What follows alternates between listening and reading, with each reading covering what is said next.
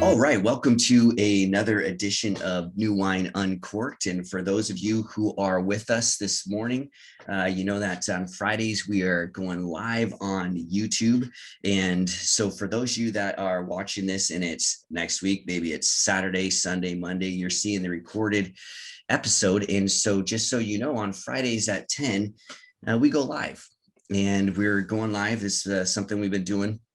And so that we can engage you can actually engage with us during the actual time and put your questions up there, right there to the right of the YouTube. If you're on YouTube with us live, you see the comment section right to the right, and you can put the questions or comments and just interact with us. It's a different level of interaction because, you know, as society opens up, so too do ministries and churches and trying to figure this out, right?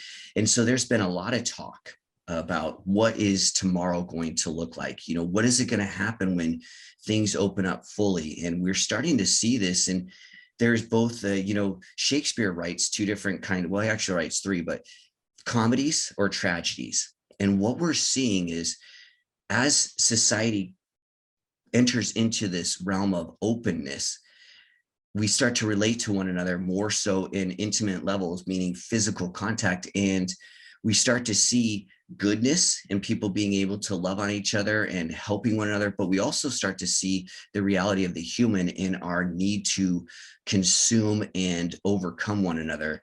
And as we've seen little bits and pieces of society opening up, we see the good and the not so good, whether that's school shootings, or killings or beatings on the streets, or it's the actual people loving on each other and giving blankets and food. We see this as we start to relate to one another. And so today we want to continue this dialogue that we've been having at New Wine Uncorked on what does this mean to be the church in today's culture. And so there's been talk about going back to normal. Today we want to talk about, so do we want to go back to normal? Or do we want to go beyond? A few years ago, there was a push to make America great again. Well, that actually says that there was a period in time where America was great. It's not to deny that the goodness of America, that's not what any one of us here on New Wine UnCorked would ever say. There is goodness within America. The question is, do we want to go back to norm? Because what was the norm that we would go back to? Or might the church of the 21st century actually use this moment to push us beyond? Nietzsche writes about going beyond good and evil. Well, what if could the church be the one to actually procure that beyondness? Could we go beyond the norm of what we had in 2020 and 2019 so that the instances that we watch on our phones and our YouTubes of brutality around would not be what we are actually recording? What if we started seeing celebrations of life that people on their phone are witnessing and recording, as opposed to the beating and the taking of life? So today we're glad that you're stoked that you're joining us. And so what does it look like when you hear going back to normal? What is it that you think about, especially in our context of church, like on Sundays? Do we want norm? Do we want the norm? And if we're talking about the norm, what is the norm that everyone's seeking back after? Hey, yeah, Matt. That's kind of been an underlying theme in our past few conversations here is getting back to normal and with the undercurrent that there is no normal. We definitely have changed over the past year. In the same fashion that if you remember back 9/11, I mean, can you remember a time that you went to an airport and didn't have to take off your shoes? I mean, we did that before 9/11. so so we're going to be very different, man. America's going to be very different. Our city, Portland, Oregon, is going to be very different. Um and I hope it's going to be changed in a good direction. I believe that it's been going in that direction now, but I mean, there's no telling. I mean, we could take this same moment and it's going to regress kind of towards the mean. So we'll make a particular few little changes and a few little alterations, but then kind of call that the new normal. And another funny thing with it is everyone trying to if folks are trying to get back to normal, the notion that normal was okay. I think that's probably the biggest thing that we've been aware of, is the fact that normal, what we were before, is not okay. And so we needed to move forward. We need to move ahead. It's just what this is going to look like going forward would be the thing. So we'll see what we end up happening.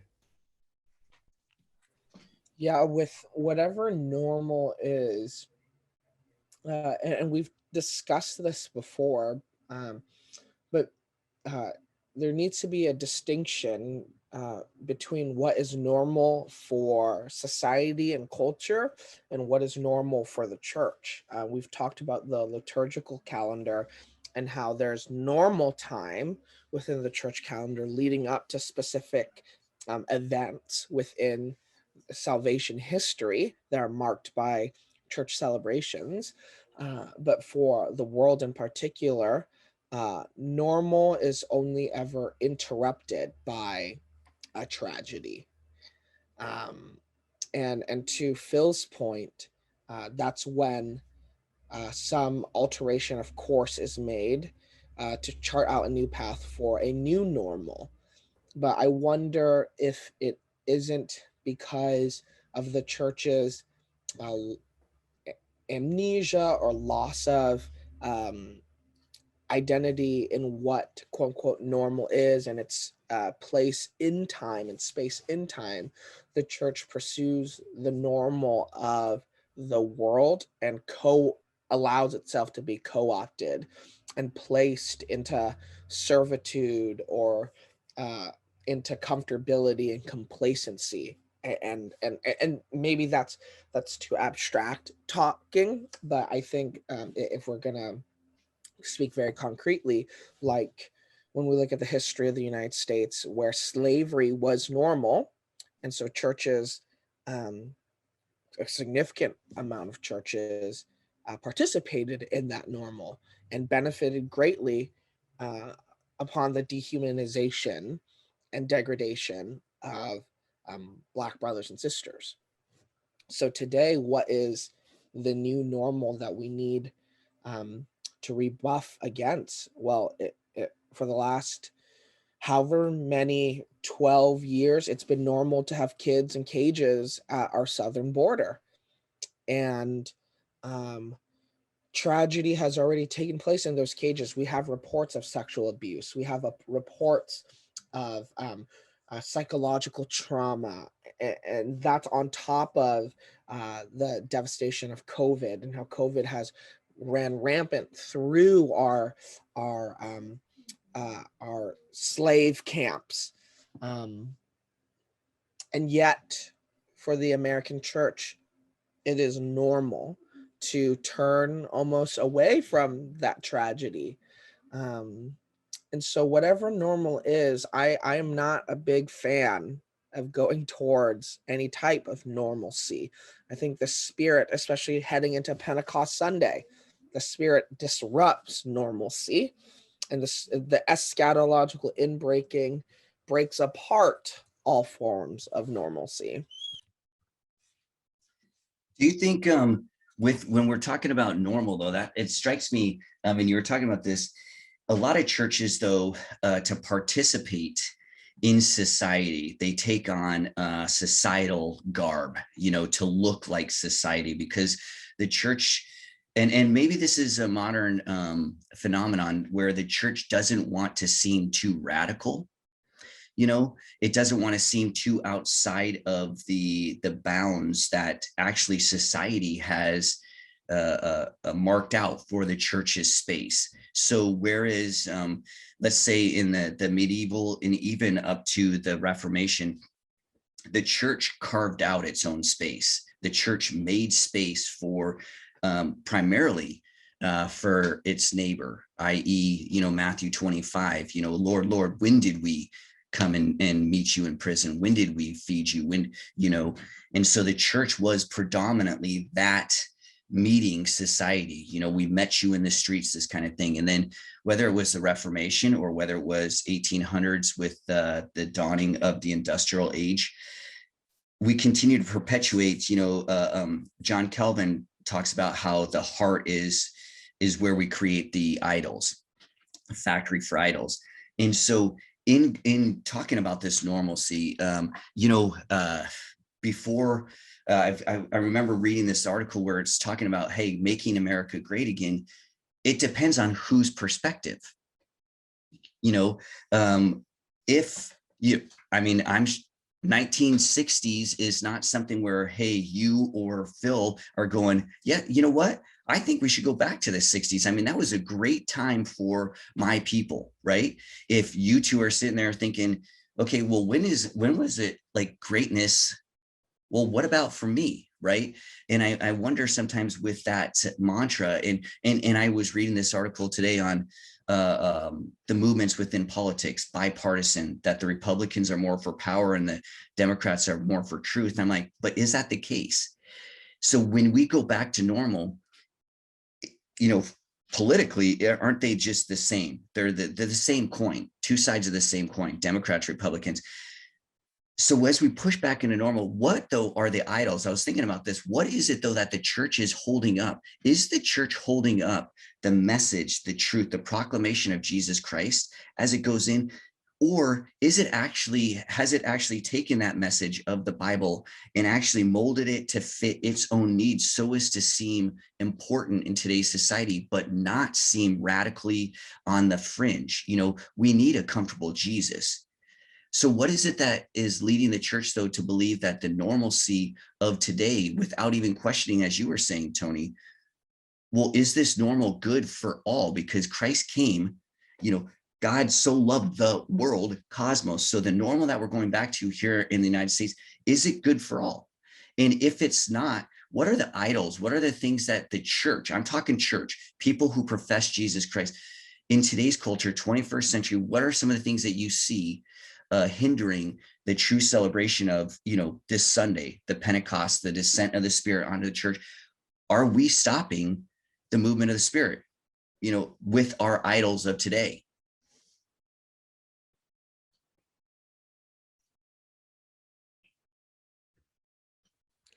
In some regard, yeah, I think we are. I mean, we have molded a Christianity that looks far more American than it looks like New Testament. So, so yeah, definitely. I believe in some regard we are. There are things that we question, that we look at, and that we wonder. So, for instance, just with the notion of unity and how the church, how we operate amongst our just different divisions on, at 11 o'clock on a Sunday morning. And right now, and the fact that, we're all, where we choose to gather, and just how the differences and who's not in our attendance, where's our bad guys, when we look at the people where we meet. And it just doesn't demonstrate God's glory in the way that the New Testament would want to demonstrate. But at the same token, those divisions seem to kind of always have existed within the church, and something that the church has kind of always been pushing through. I don't know if today is any worse than it's been in any other time in history, but I definitely don't think it's any better than it's been any other time in history. And so, I hope that we would move towards it. And this moment could be an opportunity for us to move towards it. But I just think we're so accustomed to how it's been that we're going to revert back to it. No matter what changes, tweaks that we make to it, we're going to revert back to what we were before. And we're kind of, in a sense, going to lose more ground in just who we are as a church. So. Yeah, I have the privilege of preaching this Sunday, and Right. what I'll be talking about is 1 Corinthians 2, where Paul talks about the Spirit plumbs the depths of God and reveals to us the wisdom of God. And Paul makes a delineation between that which is spiritual and unspiritual, and only those who are spiritual can discern spiritual things. And I think for so long, Western evangelicalism makes that delineation or that demarcation between spiritual and unspiritual as that which is material and immaterial. So the physical is unspiritual, and that which is spiritual of higher things is not physical. But I think if we take a closer look at the passage, that which is it's not a delineation between the material and immaterial. That which is spiritual and unspiritual is actually in regards to uh, what the Holy Spirit gives gifts to, how God takes up space and reveals God's self through revelation. And so it's a movement beyond this binary of material and immaterial, and it moves closer to how does God reveal God's self. I say all of that because I think it's easy for Western Christians to get caught up in the normalcy of pitting material against immaterial, spiritual against unspiritual. But what we really need uh, to be focusing on is how the Spirit leads us in discernment, um, to see that that which is being revealed by God is not the battle between material and immaterial. It's that actually God has become material through the incarnation. Because earlier in 1 Corinthians 2, Paul says, everything he stakes his proclamation on is the crucifixion. That's the entirety of his proclamation, and not his lofty words or wisdom, but so that the power of the Holy Spirit would be made evident and that our faith would rest upon that power, the power that is Christ crucified. Um, and Paul uses a Greek philosophical principle of like can only be like. So only God knows God's thoughts, and only humans know human thoughts. But God transgresses that boundary and God becomes human. Therefore, now God knows human thoughts. And through the incarnation, humans can then know God's thoughts because the Spirit reveals the depths of God, which is uh, more clearly displayed than ever on the crucifixion. So the battle that we wage and the normalcy we look for is not a normalcy of uh, against flesh and blood, but it's against principalities that take hold against God's creation. And the crucifixion is the central event that rebuffs any notion that there's normalcy outside the suffering of God, because the suffering of God takes us into the depth of God as revealed by the Spirit.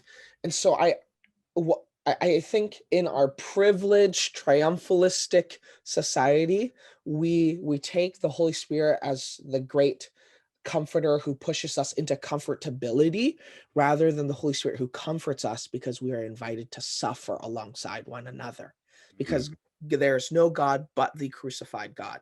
I've quoted it before, but only a suffering God can help. That's what Bonhoeffer says as he's in prison, some 9 odd months before he's executed.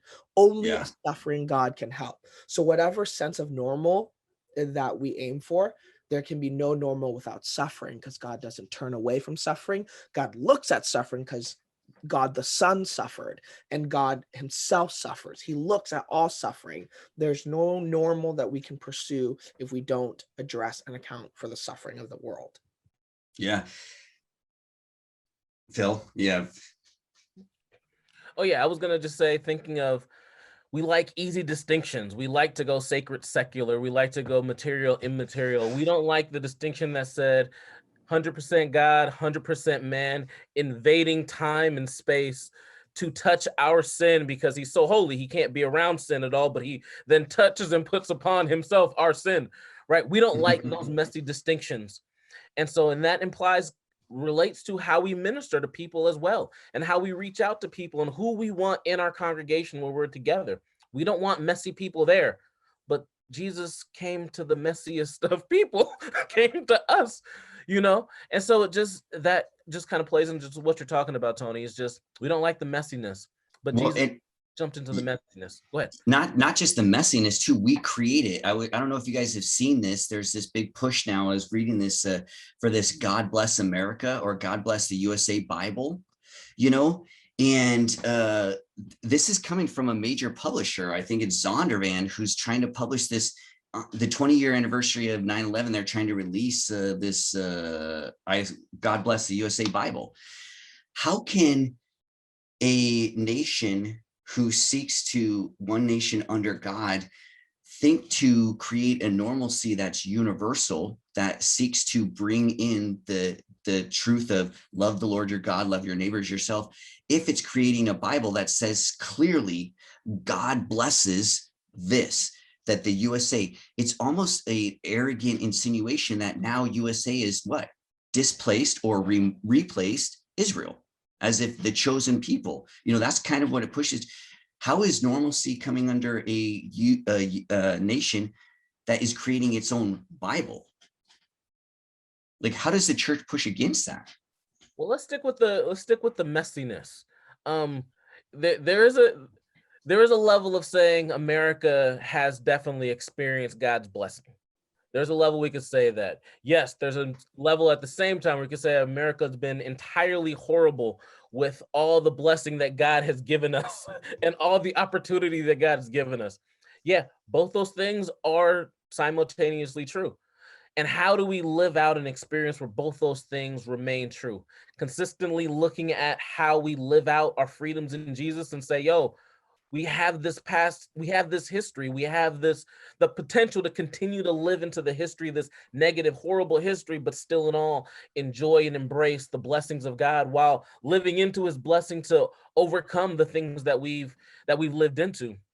But just, yeah, the reality of living into both those realities simultaneously, where we have this crazy history, but then still have experienced his blessing, is part of the mess that we have to live into. Yeah, I think I would sit on a different hill than that. I would say I don't think the United States has ever been blessed by God. I think everything the United States has is stolen, um, whether it be land from Native Americans or on the back of slaves, or on the back of Chinese railroad workers, or right now on the backs and through the toil of Mexican and Central American immigrants. Like, I don't think God blesses dehumanization. Well, at least the God of Exodus doesn't. God actually abhors slavery. But the United States is founded upon the principle of slavery. And so, whatever quote unquote good or material good the United States has, if it is by God's hand, then God condones the raping and pillaging of First Nations. And I know that's not what you're saying, Phil. I'm just trying to make a distinction for those who are listening, because Mhm.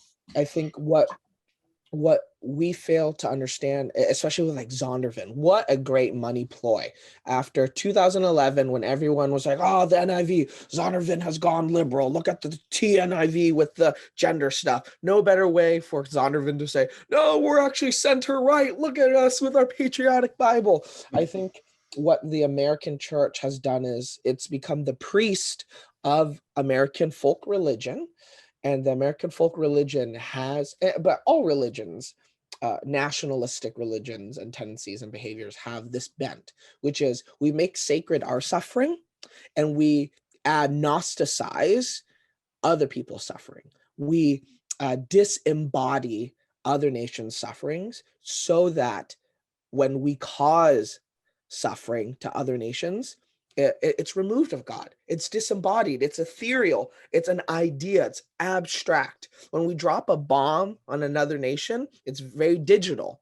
There is no material loss for us because it's out there over there. And God bless us to bomb the heck out of other countries. Like, so we make sacred our suffering and we remove God from other nations. But then we think of Palestinian Christians, brothers and sisters who are now under um, under conflict, under oppression, under tyranny. Like how is that not sacred? How is God absent from that? God doesn't remove himself. We remove God from that space. Yeah, but don't you think too, though, Tony, and I hear what you're saying, but with that, even still to deny that there's blessings, like, isn't that to deny the sovereignty of God? Because like Salvation Army, that started with it. That's a blessing that works through. So like, so the country America might be not blessed, okay, but the people of America, right? So to say that, oh, I can't see, like, I think that's where the messiness comes in with Phil, is like, it can't, because to say that there's no blessing, isn't that just as extreme as to say that America is the blessed of God, right? Like, we're not. I think we have to get into that uneasy space of ambiguity to where we're like, it could be anything so as to pine into the depths of specificity, right? And so often we get caught either in the specific or in the universal, and then our language is so ambiguous. And that's the thing, is like, that's the messiness, is we need some generalizing, right? We need universal in the sense of God so loved the world. That's the universal, that's holistic. And yet he specifically says, look, how did I know that you were loving on me? Specifically, you were the least of these, the in prison, the hungry, so I hear what you're saying, but even still though, Tony, don't we as Christians need to even be mindful of the language that because we don't want to just throw fuel on the fire and say, well, I didn't create this fire, I'm just, so. No, totally. And this is where I'm so formulating and growing in my thoughts around God's providence and sovereignty and his eminence in our world. I think where I'm still developing is I have a hard time attributing material resource as evidence for God's providence, Totally. and people will call me a socialist all they want, but I wonder how much of that isn't like a product of capitalism. Like Eugene McGregor, I'm butchering his last name. He's professor, theologian. He wrote a book called The Enchantment of Mammon, and he talks about how money has displaced God. In money we trust. Money affords us the type of life we want. And so money is directly tied to material. Money actually has no real ontological status until we assign it real being. And now we've succumbed to that status. And so where I'm struggling is when I read in the scriptures in the New Testament of God providing material blessing, I wonder if that isn't different than the way we experience material blessing today, though, because of the economic systems and the like, if you will. And then when we read like church planting memoirs or materials, it's always like, I prayed for a car. God gave me a car.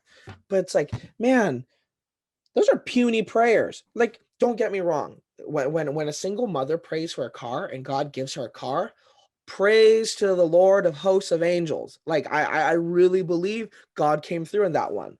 But when homie has some Air Jordans on and, he's on his fourth latte of the day and he prays, God, give me a car. And it turns out to be a BMW, whatever series. And so he can post it on Instagram. I don't know if Jesus died for that type of prayer. Yeah, well, and so isn't that the case though? Like when you start to bring money in, because, and I know this is, and I don't know what to do with this. Jesus is clear when it comes to entrance into heaven, right? What does he say? And this is something we have to wrestle with. He doesn't say it'll be tougher for the rapist or the racist, or the jerk. He says it'll be tougher for the rich to enter heaven than a camel through the eye of the needle. And in our talks on racism and social justice, I find it kind of intriguing how we tend to shy away from the economics, and I wonder sometimes if the economics, so not being brought into the picture, because then you have to acknowledge though that within the racial structure of society, there still are those who are rich that are Black, that are Mexican, that are Asian, as well as white. And I'm not saying that it is an equality of richness within society, by no means. I do believe that it's heavily favored towards lighter skin. So I still think we have the racialized system of economics for sure, but not to allow the money aspect, because then it does become a material thing. Because when I talk about God's sovereignty, I hear what you're saying. It's not material, because then the Joel Austins and the churches, even back in the day with Willow Creek and Chump, dude down south in California, Rick Warren, well, materialism would say, if we're focusing on that, blessings, they have 10, 20,000, 60,000 person churches. Obviously, they have to be blessed if you're going But that again goes back to your point of it's so dualistic. Since the Cartesian model hit the church, which was commissioned by the church, I think therefore I am, we have become dualistic in the separation of the body and the mind, right? We become separated in the sense of it's either thinking, theoria, or action, praxis, the practical, it's never the same. So when we talk about theological, biblical, usually what we're saying is exactly what you were saying, Tony. It's ethereal. It's way up here and so out that we have such a distinction as, professional theologians. So you two will join my ranks, right? As you finish your doctorates, then you now become one of us, the professional theologians, and we walk around with it. But that's not the case in the Bible. Jesus wasn't a professional theologian, but he was just as much of a theologian as we are all called to be, right? To interact with this God. So how do we get to the reality of that this theology? And I think we're missing a theology of offering. Offering insinuates surrender, sacrifice, and then a giving of. That's what Jesus did. He came first as the ultimate offering, but then in that offering, it was sacrificial and then giving. It was Eucharistic.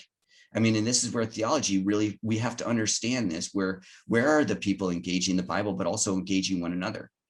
This theology of, is the church even offering herself anymore? Are Christians, or have we been so commodified ourselves that to offer what we do is strings attached? Hey, we're going to offer this gospel, but there's a price to be paid, and we're going to tell you what it is. You have to do this, this, and this. And so if you don't meet these parameters, this isn't offered to you. Like, because there's no such thing as theology of suffering says that regardless of who you are, because if you talk to anyone in life, regardless of what color, what sexual preference, what money they have, they've suffered. And any one of us can tell you that suffering is real. And it's one of the things that unifies us. So what is it that the church, though, has to offer as we step into this push to normalcy? What does the church need to be offering compared to what has the church been offering that has been leading us astray? We offer plastic masks and perfect life that you come to Jesus, Straight teeth. problems will be squared away. You won't have any further problems. You'll be in your Jordans on your fourth latte, and God will just drop an E-Class Mercedes out of the sky right in front of you. Keys were already Tesla. be created in your pocket for the okay. So what do we offer? That becomes the question, though. If we don't come to reality, life, demonstrating that in the midst of struggling, in the midst of pain, Jesus has shown up with me, and I've shown up in the lives of others. And because Jesus has freely loved me, I can freely love others and show up in their lives to demonstrate his love in their lives. That's the kind of stuff we should be offering as the church. But instead, we typically offer, hey man, that struggle isn't real. Hey man, look at this exception, the person that came out of the ghetto that you're talking about, you can do that too. And that becomes the reality, which is like, well, that becomes a demonstration of God. But no, being able to show up and express God's love because you were true. That's what generosity looks like. You've been freely loved. Therefore, you can freely love. You can walk alongside other people, and you can live with them amid their suffering. And that's the stuff that we should be offering as the church. I don't know what else. There's probably a whole bunch of other things we can offer, but that's one of the things we can offer.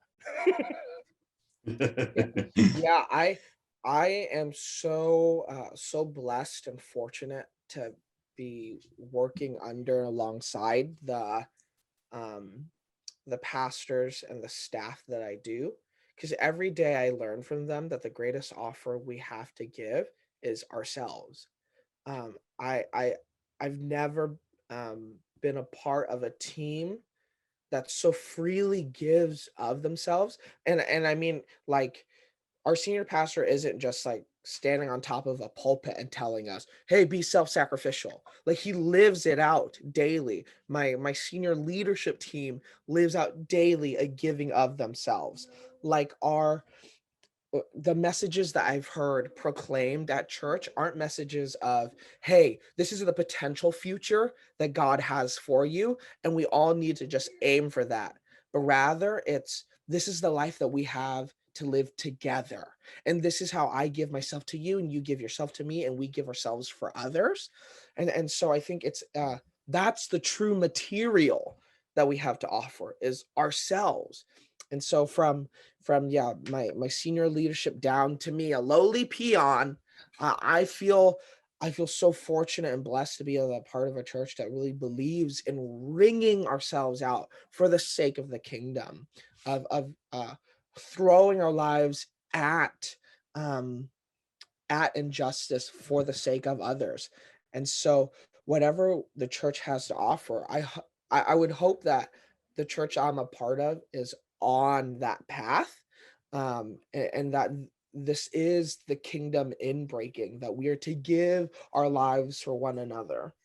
Do you think though, Tony and Phil, this is the same thing because we've all, whether it's now or in the past, been church leadership, helped with leading churches.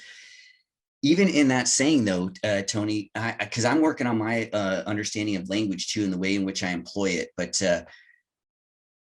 and you weren't, this isn't how you view yourself, but even with our languages of lowly, plebeian, like lowly, peon, this hierarchy, you know, we still have hierarchy within the church.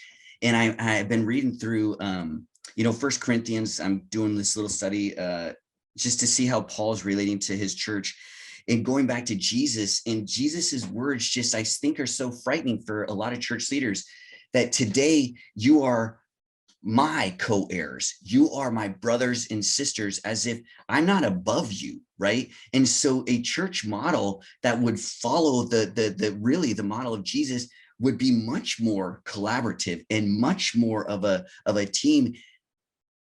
I think that's scary though. When we start talking about pressing into Jesus, I think church leadership is like, hey, that's cool and everything, but we don't want to get too much of the Jesus model because we need our position and power, right?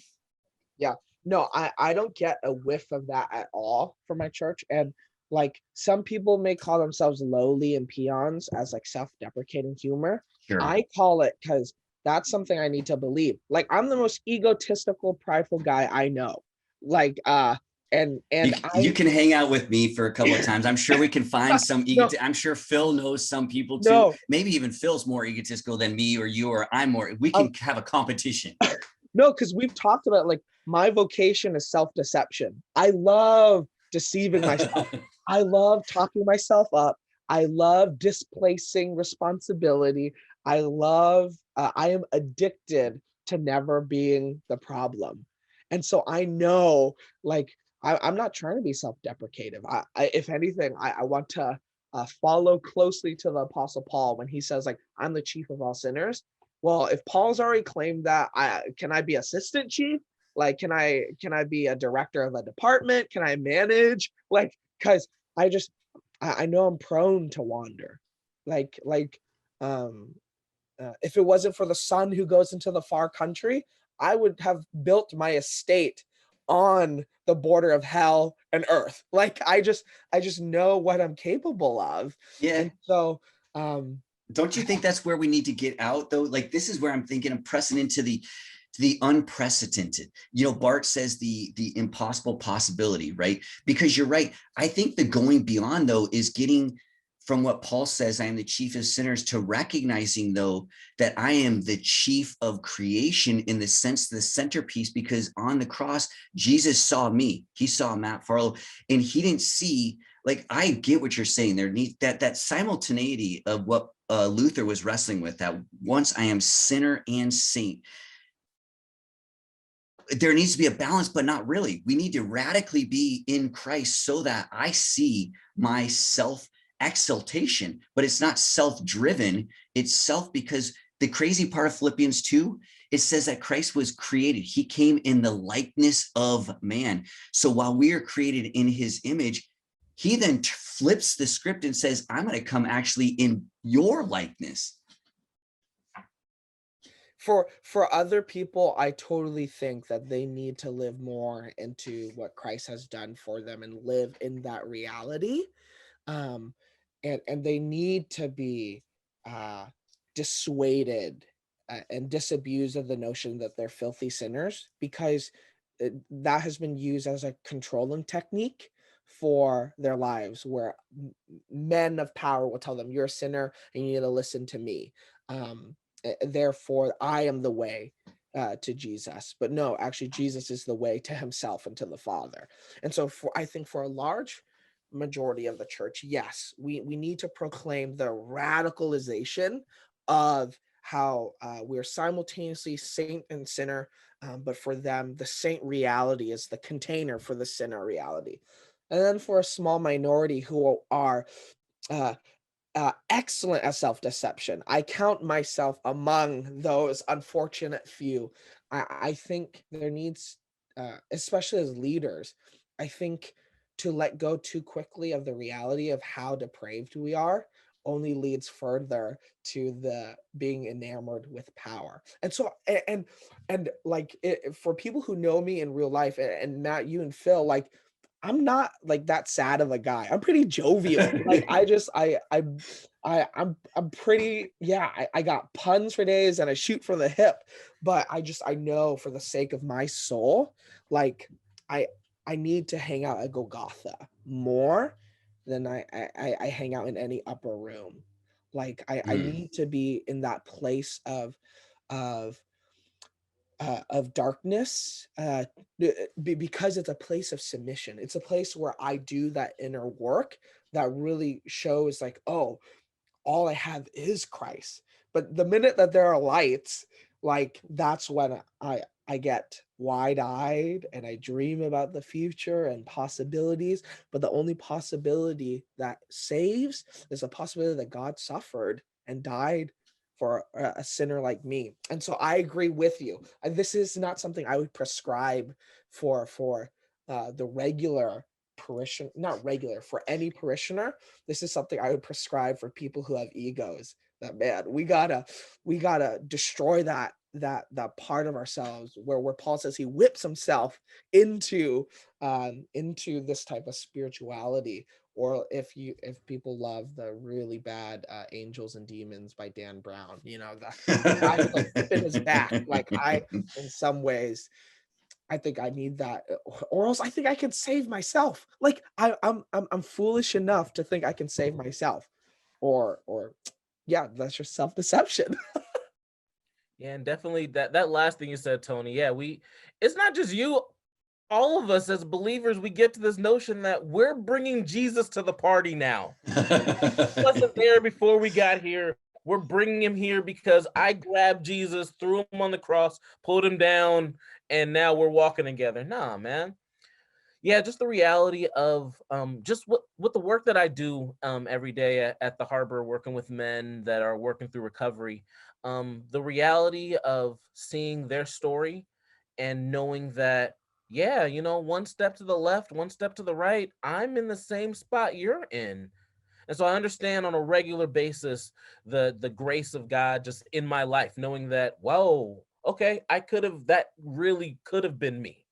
Um, and even like talking about us, them, it just bugs me because it's like, no, we're in this together. Yeah, I don't have the same history that you have, but I'm with you in the middle of walking this. Not only that, I see your story, I see who you are. And I see dignity and I see God's love here, and I see a brother in Christ walking with me. And yeah, every day that's what I try to live into, walking into the office, working with the men. And yeah, when I'm wandering around downtown Portland or wherever and I'm looking at people, it's like I'm just thinking, if I miss 2 paychecks, I'm on the corner right beside you. Yeah. So Yeah. yeah. That's what D.L. Moody said, right? When they said, why do you keep giving bread to the person on the street? He's like, because there, but by the grace of God go I, and so that's exactly, and that's the heartbeat of New Wine, is that not just seeing the other, and not this holier than thou, like I'm going to take myself from where I'm at and place myself in your situation so I can understand what it must be like to be you. No, it's actually seeing ourselves in the person, right? Yes, that experience is not mine, it is yours. But in order for it to be full, I have to be willing to step into life together. And I think that's the point. Isn't that the going beyond is the willingness? Isn't that the theology of suffering? Is that I'm willing to take a step back from my situation and I think the tough part for most of us, and especially, you know, like you're talking about, Tony, and Phil even said this too, like we all are egotistic, you know, we're all self-driven. I mean, in America, how can you not be? That's the mantra, you know, is self-determination, self-sufficiency, self-promotion, right? That's why we're talking a lot about, well, is the Messiah of America our political party, a political person, or really is the Christian church prominent enough in America so that the Messiah is Jesus Christ? So this is the continued conversation. I think it's exciting, Tony, because you're preaching this weekend and it's about the Spirit, right? And for the Spirit to be alive today is the necessity for the church to go beyond normal, right? To actually bring this world the truth of Jesus Christ and his healing balm that been poured out from the cross. And so we're stoked for each one of you joining us today here on Facebook, live every Friday at 10 a.m. And if you miss it, or if you want to share it with your friends, the live broadcast the episode will be uploaded over the weekend or on Monday, so you could come back and watch the full episode and you could share it with your friends. And if you're on live Facebook or YouTube right now, just go right below that and hit subscribe, so that every Friday right before we go, you'll get a notification that says, hey, the Uncorked dudes are going live. Or you could go on over to our Facebook page, Facebook.com/New Wineskins, and hit like, and then you'll be updated on anytime we post. We have a blog going on at our actual page, new-wineskins.org. And there you can find blogs, you can find upcoming events, you can find ways to interact with the things that Phil has going on, the things that Tony has going on, things that I have going on, the things that New Wine is doing in general, in the Portland, the Washington, the Northwest, as well as across the nation. Because at New Wine, we're about stepping into culture, Christ-centered, Spirit-led living, seeking to elevate the other. And so we're stoked that you joined us today. And we hope that, you know, the Lord continues to reveal this truth, right? This truth of peace and hope, what it means to be created in the image of a loving God. So on behalf of my good friends and colleagues, Phil and Tony, I'm Matt. This has been New Wine Uncorked. Until next time, we'll see you on the flip side.